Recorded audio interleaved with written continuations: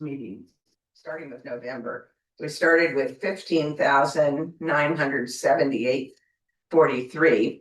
Receipts were membership renewal 57.20, publication sale of $18. Total was 75.20 for the receipts for the month of November. Disbursements were to the York Friends meeting for the speaker, $125 donation, and the 50th anniversary miscellaneous items that the society paid me for the 20th anniversary or 50th anniversary, $251.07. Total disbursements in November was $376.07, leaving the balance at November 30th, $15,677.56. December, there were no receipts for December. Postal Connections disbursement of $213.32 for the November-December newsletter. And that left the cash balance as of December 31st, $15,464.24. Membership is 136 members. We have 9 new for the 25-26 year. We have 18 life members, 4 family members. We have one life member deceased, Harold Krieger. Okay, and Erica, who put together for the 50th anniversary, the Bears perpetual calendar, 1758 to 2100. And she put together a little one that we gave out at that, and it's all the perpetual calendar. We have extras, and I'll put them on the table up here, and help yourself to that. And that's it. Nicole, take the library.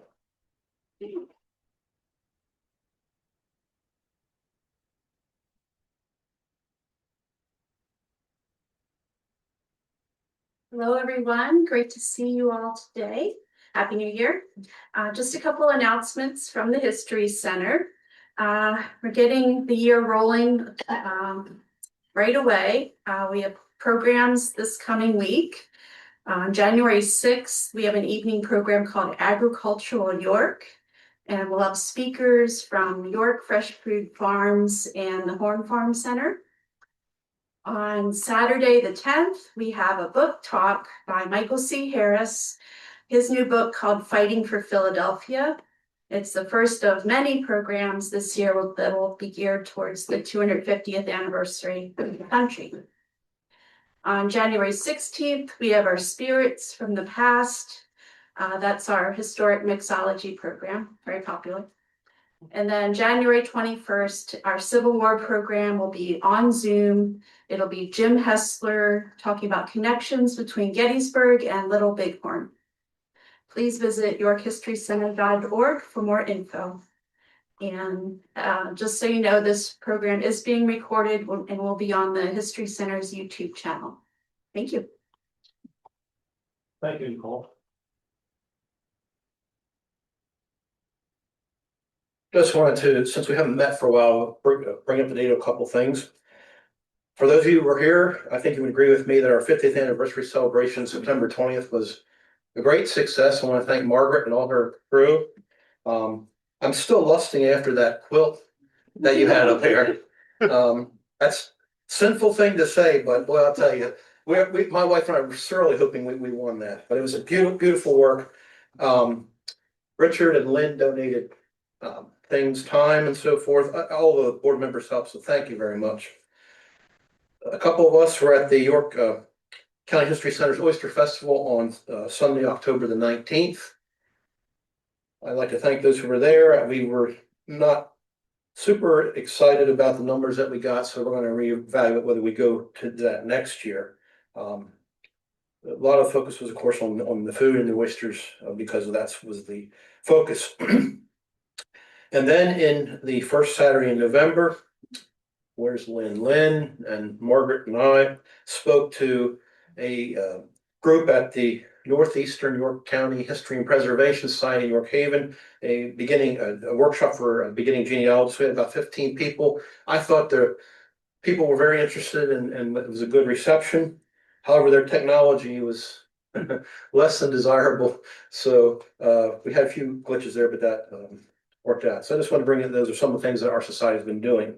Also wanted to make you aware that this year, 2026, in June 18th through 20th, the Palatines to America will be having their annual meeting over south of Lancaster in Willow Street. We do have, our society will have a table there, so if you want to volunteer for that, that'd be great. If you want to attend it, the registration is now open. It opened on January 2nd, and I registered right away because I'm going to be there. And it'd be an opportunity for those of us, particularly who have Germanic ancestry, to learn more about research and so forth. And another opportunity, the following week here in York, the Lincoln Highway Association will have its annual meeting. And they are focusing a lot on things here in York County. So if you want to have some bus trips around the county, also a lot of the sessions will be on local things. Another gentleman and I will be doing a session on camp security. So that'll be another opportunity for to learn about local history. Just some things coming up. Any other news or business anybody would like to share at this point? If not, I'm going to have Richard Kunkel, our Vice President, come and tell us about future programs and get us started on our show and tell.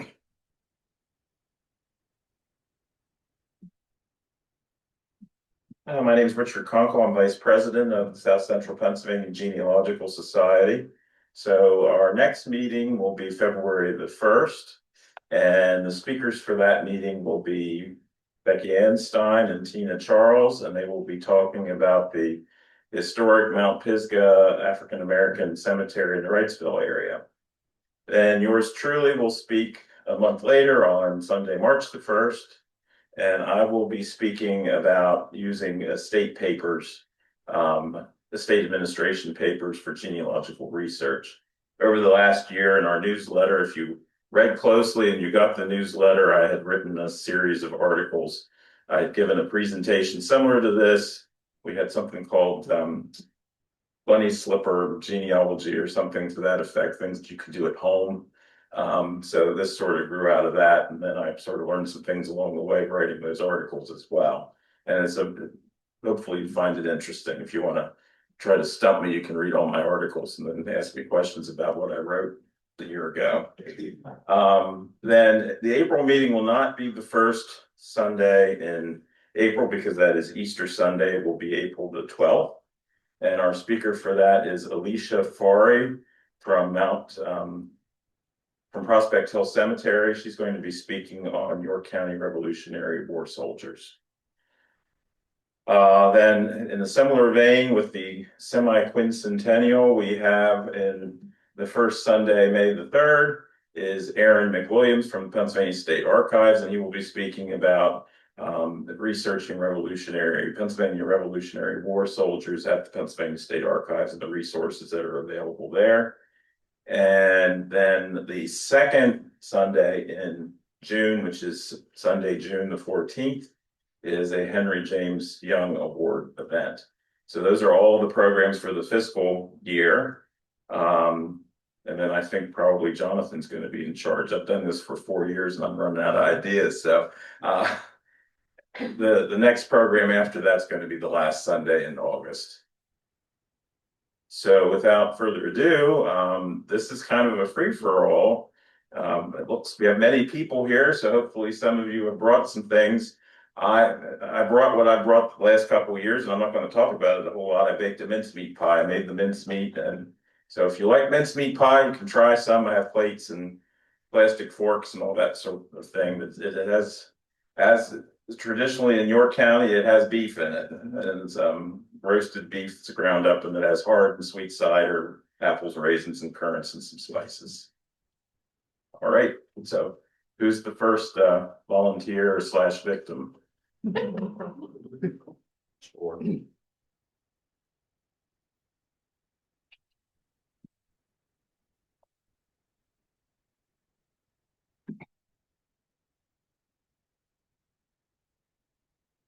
I thought, in keeping with the theme of this year in the semi-quincentennial, I would speak about one of my Revolutionary War ancestors. And you see, his name was John Gundrum. He lived in what later became North Annville Township. Lebanon County was Annville Township at the time of the Revolutionary War.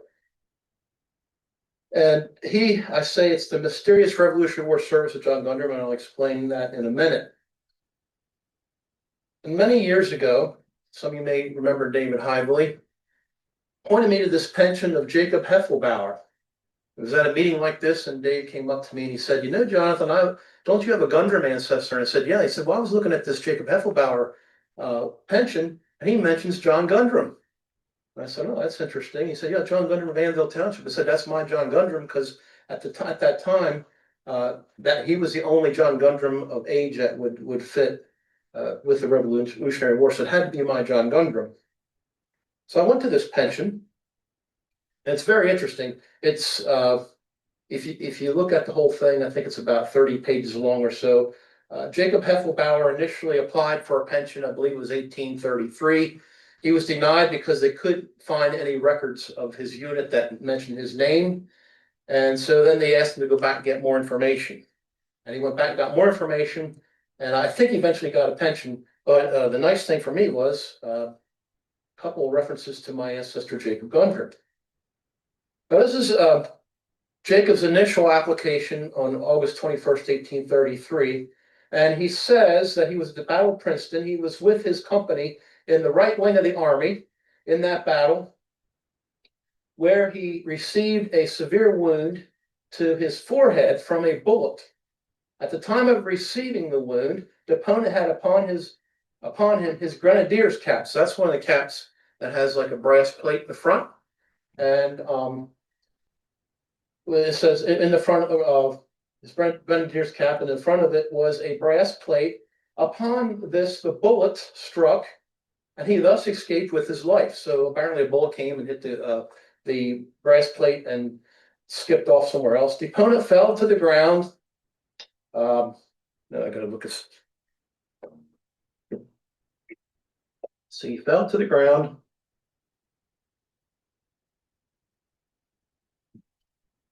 Insensibly, I think it is. Yeah, insensibly. And after the battle, he was carried off the field by John Gundrum, who was living in Lebanon County in this, now living in Lebanon County in this state, whose statement is certified by Squire Wise of Lebanon County and is hereto attached. Gundrum is now blind.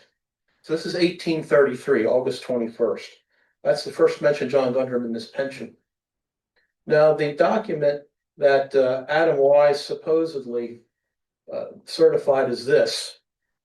This is one of those cases where he said, right?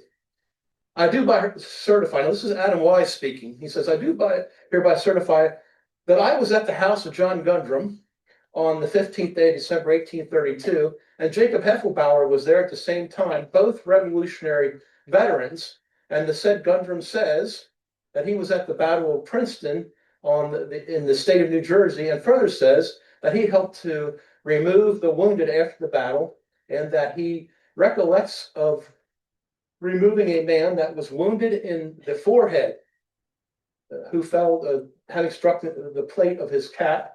And from the information he got from said Heffelbauer, he believes that he is the same man that was wounded in his forehead, witnessed by hand, and so forth." So this is the supposed testimony of John Gundrum that verified Jacob Heffelbauer's service. I love the way that he I think maybe, I don't know, maybe, well, later on I'll say maybe John was stretching the truth a little bit. I don't know. But so supposedly Adam Wise heard John Gundrum tell him that he and Jacob were in the Revolutionary War. That's 1832. August 26, 1834, this is Jacob Heffelbauer's second attempt to get a pension.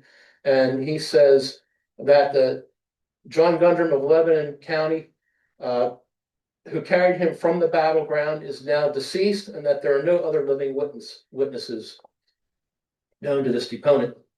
The interesting thing about this is John Gundrum wrote or had his will written on August 24th, 1834. His estate was not probated until 1835, so I'm not sure that John was actually dead by this time. He might have been, or maybe Jacob knew he was so close to death that he just assumed he wasn't going to make it. And I want to point this out because I'm going to talk about this in a minute. This is from another affidavit in the file, and it says that he found it testified by George Trump, a wagoner of the army. So here's my dilemma. Other than this pension, other than these few references in this pension, I found no other record of John Gundram's service in the Continental Army or at the Battle of Princeton. And I've looked at the records of the units that were at Princeton, the Pennsylvania units.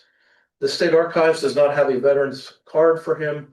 I think they have one inactive duty militia card for John Gundram, but I could not find any record that he served in the Continental Army or that he was at Battle of Princeton for any reason. So here are some possible considerations. That possibly no record of his service was ever kept, and he might have had the same issue that Jacob Heffelbauer had, that he couldn't prove his service, although John Gundram never applied for a pension. It's also possible all the records were lost or destroyed. The reason I showed you that about the other guy being a wagoner was that John might have been a wagoner who was like a civilian attached to the army and wasn't necessarily listed on the rolls. Or John may have been at Princeton in some other civilian capacity. Or, of course, none of my ancestors ever did this, or John might have actually lied. But, I don't want to believe that. So I think one of these other possibilities is the case. However, I haven't lost hope in trying to find some evidence that my John Gundram actually served in the Revolutionary War. But at this point, that's the only documentation that I found. And I thought it was kind of interesting that sometimes you find information in the most unexpected places and the value of sharing with other people your research.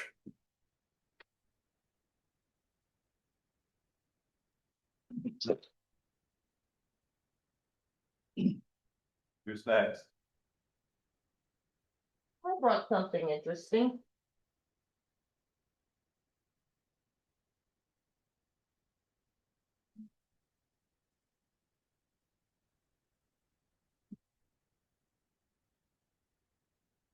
I got a call from my cousin. I grew up over in Adams County.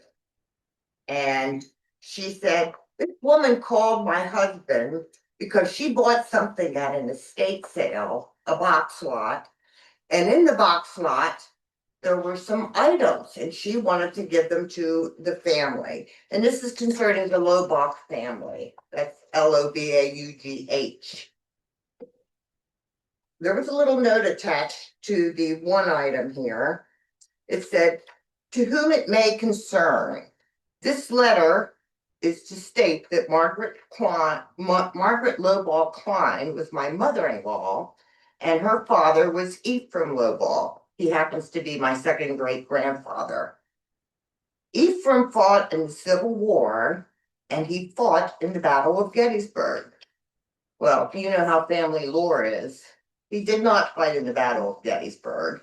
He was wounded after 18 days after he had enlisted in a battle outside of Fredericksburg. So that's problem number one.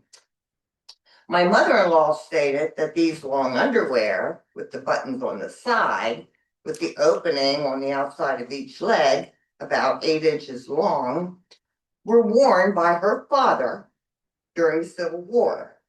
So, imagine opening up the package and getting to see these long johns.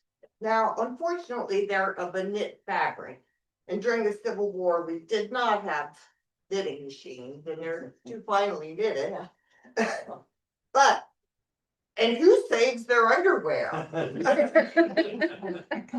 But it's certainly an interesting thing to add to the family archives. The other thing that was in the box were these, and these are very sad. Ephraim had 4 children that had passed away, 4 daughters in 1860. I'm not sure what they passed from, and their son had died 5 years later. But these are memory cards with locks of their hair, their death poems. It's very sad to read them. So. The Long Johns really got Can you me, figure out what period the Long Johns are from? probably the 1890s. Okay. And my grandfather, great grandfather died in 1907. So when they cleaned the house out, they probably found these in a drawer and decided that he wore them during the Civil War.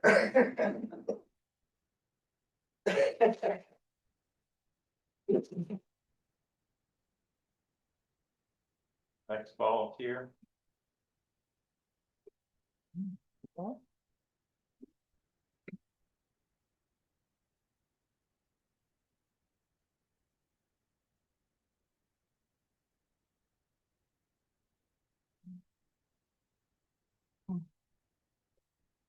I have 7 nieces and nephews, and we all get together on Christmas Eve every year and exchange gifts. And it's incredibly hard for me to pick gifts that would be appreciated by much younger people. I don't know what they want. So I've gotten into the habit of every year making a genealogy book of some sort to hand out to the nieces and nephews. And this is the one I made this year. This turns out to be by far the biggest one I've done so far. And my name is Keith Nonamaker, but my great great grandfather was Samuel Noonamaker, spelled differently. And Samuel Noonamaker was born in probably Shrewsbury Township, York County, then moved to Tyrone Township, Perry County. And what I did was assemble a book of all of his descendants that I could find. There are several thousand of them. And it turned out to be a 400-page book. So anybody that thinks they might be related to a Nonamaker, you can check it out.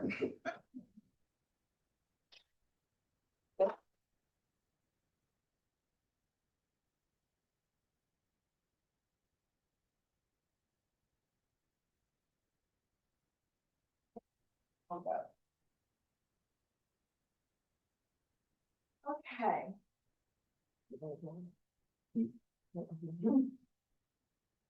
My family is Croatian, French, and German.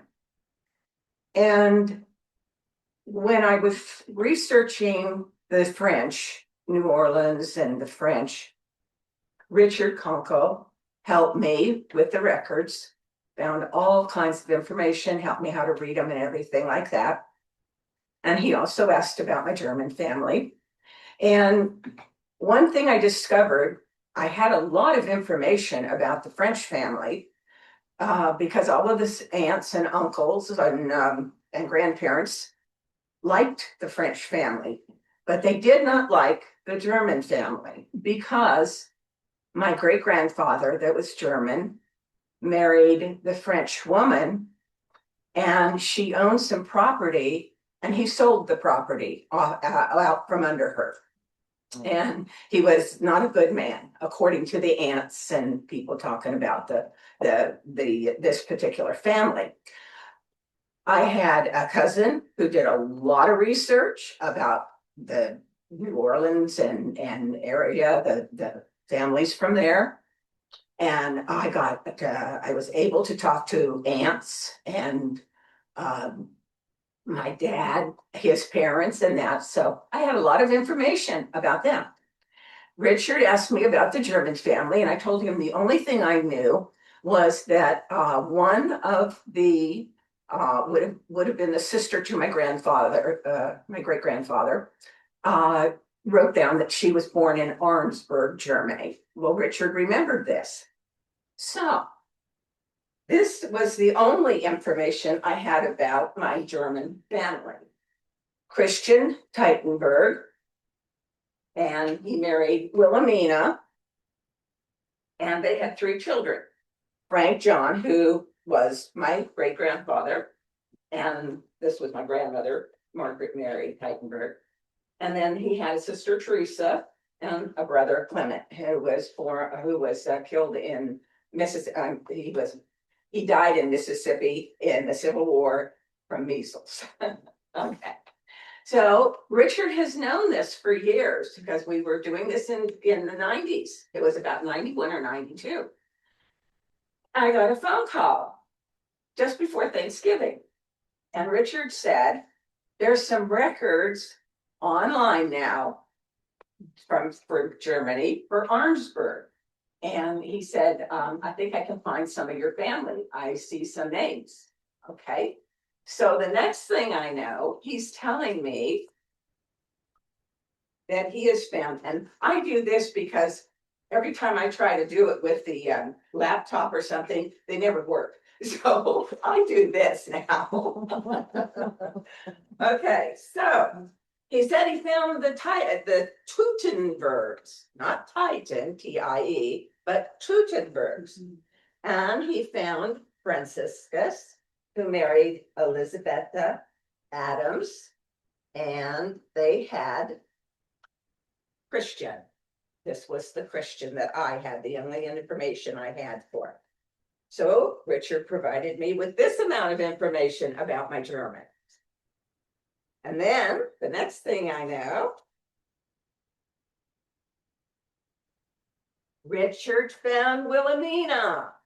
Not a single one of the family knew Wilhelmina's maiden name. No one knew, they just knew she was Wilhelmina, she was German, and she died, and she's buried in the same tomb that everybody else is down in New Orleans. There actually turned out to be 17 people, I think, in the tomb down in New Orleans when I was down there. So not only did he find Wilhelmina's parents, Johann Caspar and Maria Theresa Dick, okay, but he found her parents and Johann Caspar's parents. So there's Wilhelmina. So I'm all excited. This is fantastic. I can't believe this is happening. And then he also appears with the actual birth of Christian and Wilhelmina's children. I only knew of 3. I knew of Frank John and Teresa, quite interesting on Teresa and Clement. Okay, well, here there was Franz Johannes, and he even had the name of the town, Eversberg. And you said Arnsberg was in that area. And then Maria Teresa, their birth dates. Laurentus died as a baby. There was Clemens, and here was the 5th child, Louise Catherine. So I did the research on Louise Catherine, and it turns out to be I have about 40 relatives from Louise Catherine. Not a single one of the family ever mentioned her or knew of her or anything. But they also did that with the French family too. My grandfather had a sister who was a lady of the night in New Orleans, and they wouldn't mention her either. They wouldn't tell me about her. I happened to find a obituary on her in Missouri and that. So Richard is my hero. And I'll tell you, he has helped me so much with those families and that. And I was blown away when he gave me this. Yeah. Richard, what was the first? When did these families come to the United States? Pardon? When did these families come to the United States? 1852. The French or German or both? The German came 1852. Okay. The French came in the 1860s. That grandfather, he would have been my great-grandfather. He had left France in 1848. I have his passport to leave France to go into Switzerland. And then he went to the islands, West Indies and down there, and he was down there and went to Havana, to Cuba, and story, he kidnapped the woman he married, who turned out to be my great grandmother, and then they left New Orleans to get away so that her family couldn't get her back, and then they lived in New Orleans.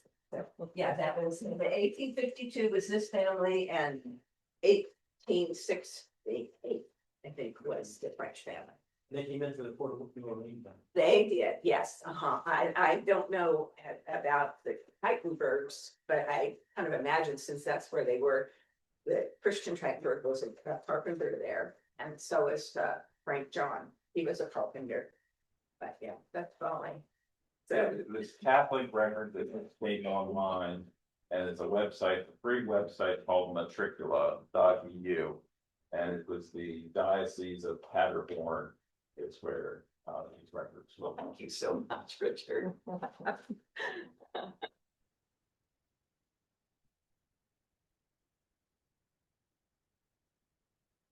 Someone else? We've got time, tell a big long story if you want to. Richard, Yeah, I'm behind you, there's my. okay.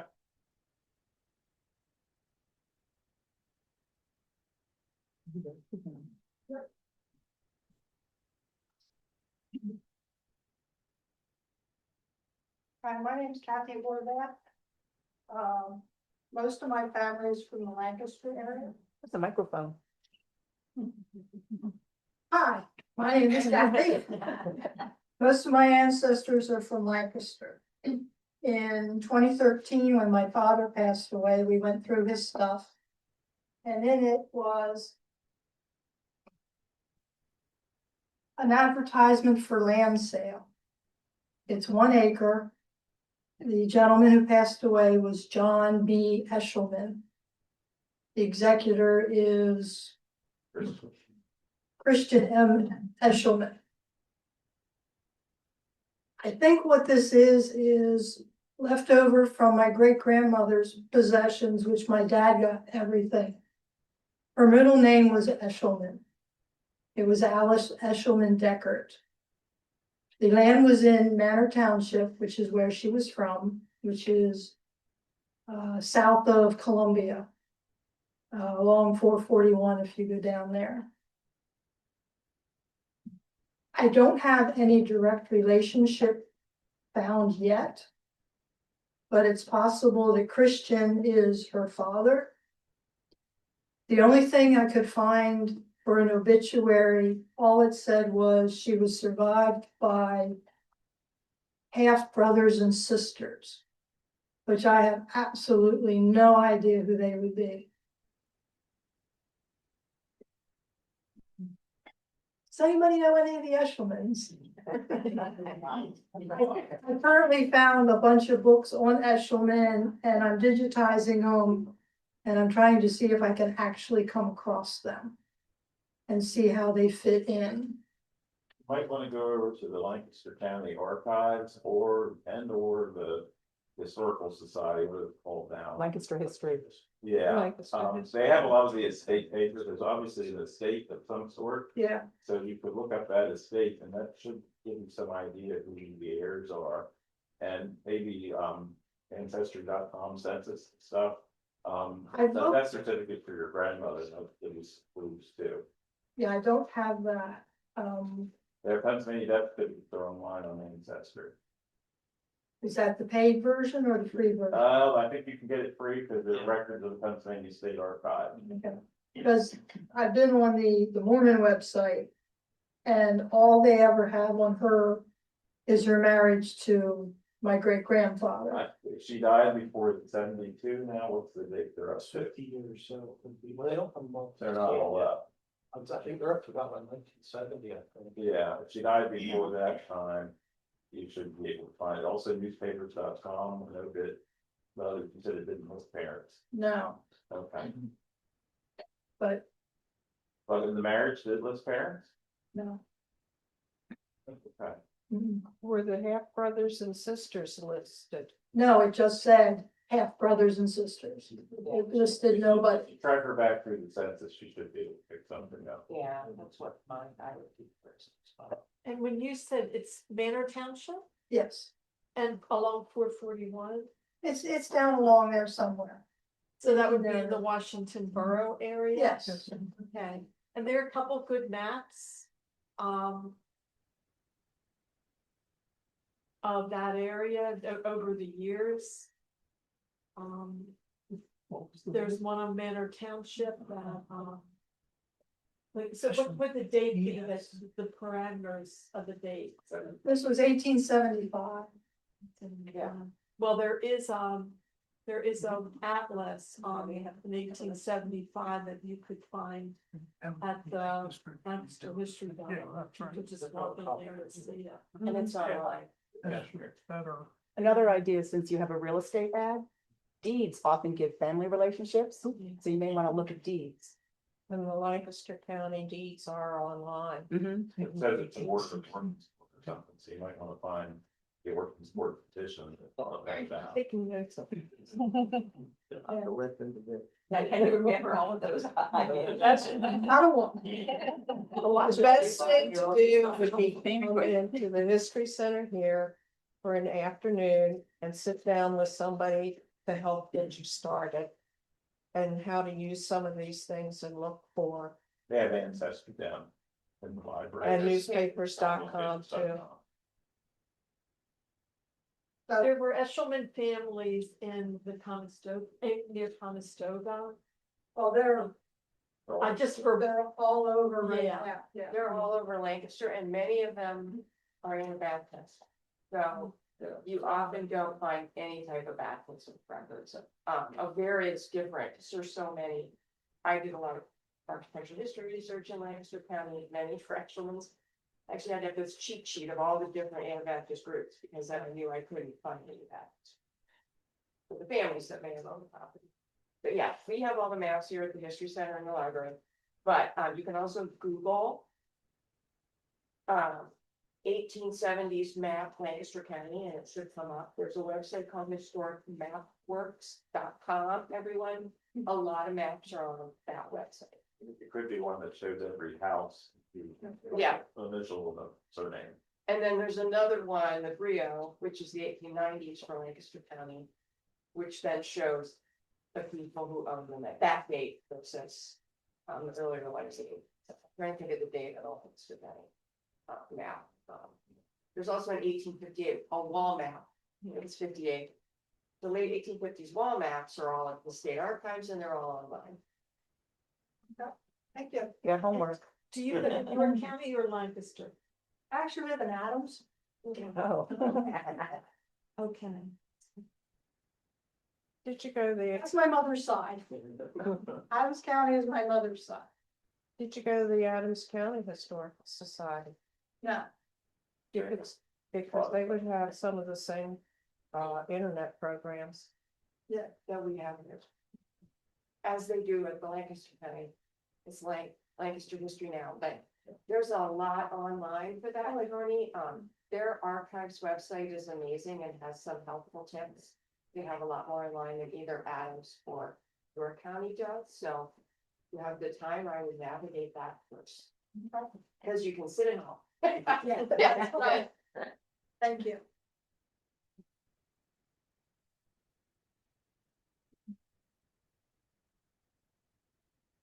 Anyone else? Kind of an oddity. Well, an oddity works.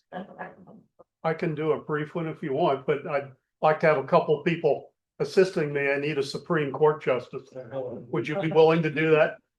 No, he can bring his robe. He didn't bring his robe today, no. You want me to do that? Well, I think she's gonna do Oh, something here, okay. so You know Dennis Coleman? I do. My husband. Last year, I brought post office box. That had come down through, you never know what I'm gonna do. 15. For some odd reason, and I don't know why I started this, and I do use cookbooks. A lot of the local cookbooks that you don't see anymore that were put together by, this one was WSBA Radio. Stewartstown Methodist Church. And it's fun to look through them and see the names of people that you know.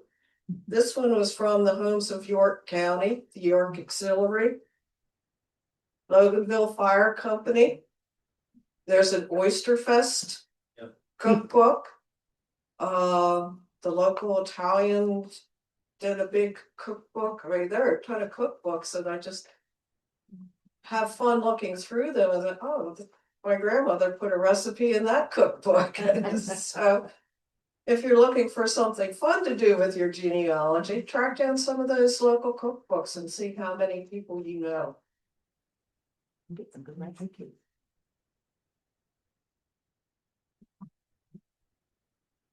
These are really sad. They're very sad. Yeah. Wow. Tom, do you want to present? Should I do it? Will you be the Supreme Court Justice? Well, I don't know what I have to do. You don't have to, no speaking parts. This really is some presentation that I've done many times, but it's more memorable if I have a couple of people. You don't have to say anything, just come up and kind of act out the part, because I tell the story. So, have I done this before with you guys? Yeah, I think you were at the photo. No, I didn't do this one there. I don't remember it. That was the Colonial Courthouse presentation. This has to do with the walking purchase. Do any of you know what the walking purchase is? Yeah. Who was the only walker, and I say that in quotes, who was the only walker that completed the walk? Anybody know? Edward Marshall. All right. Edward Marshall, where he lived, is now called Marshall's Island. It's in the Delaware River. It's actually owned by the Boy Scouts of America, and they have a camp on it that's been there for almost 100 years called Treasure Island. That's what they call it, but it's still officially Marshall's Island. So what happened is the runners were supposed to be walkers. The Native Americans, the Lenni Lenape, expected that they were going to be taking a leisurely walk for 8 hours the first day and 4 hours on the second day.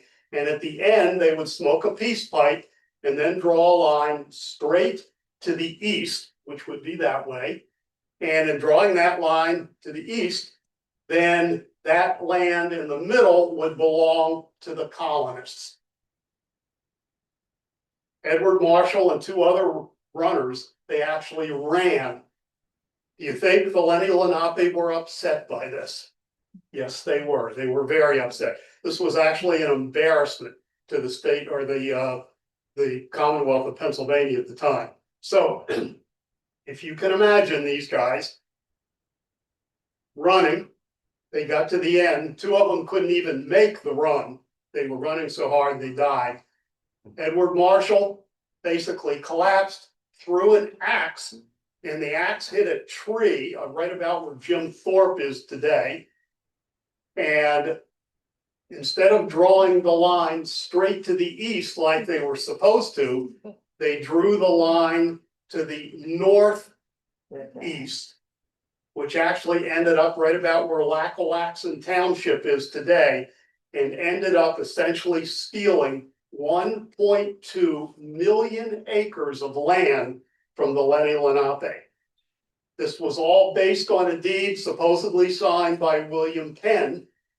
And in the signing of this supposed deed, which has now been turned out to be fraud, that it wasn't really signed, they made it up.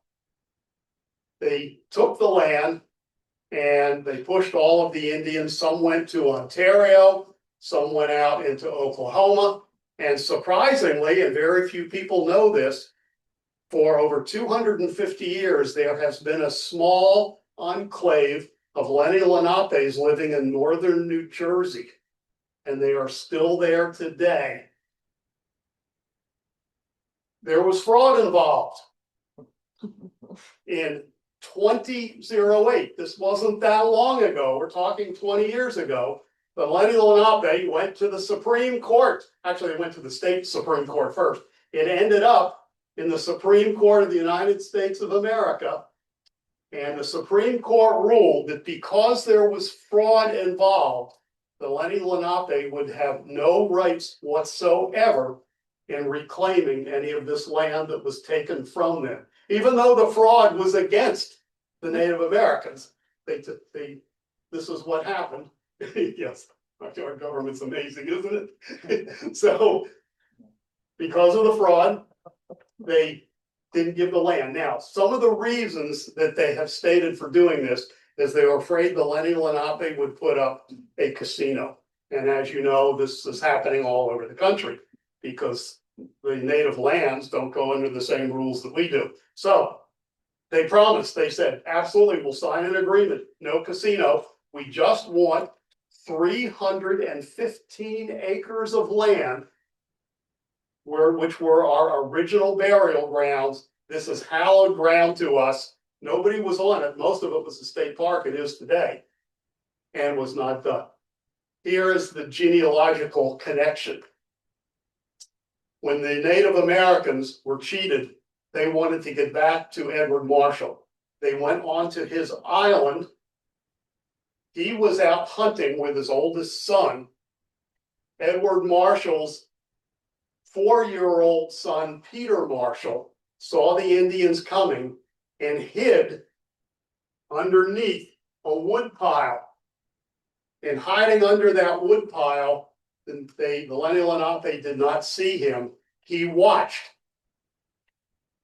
sisters, brothers, and his mother being killed through the wood pile. He was looking through. He saw this happening. He watched them leave. His dad came home, yelled for Peter. He saw obviously the carnage, saw what was happening. And Peter came running out. Edward hugged his 4-year-old son, and Peter said, I'm the only one. He said, the Indians got all the others. The genealogical connection is that if Peter Marshall had been killed, I would not be here today telling you the story. Thank you.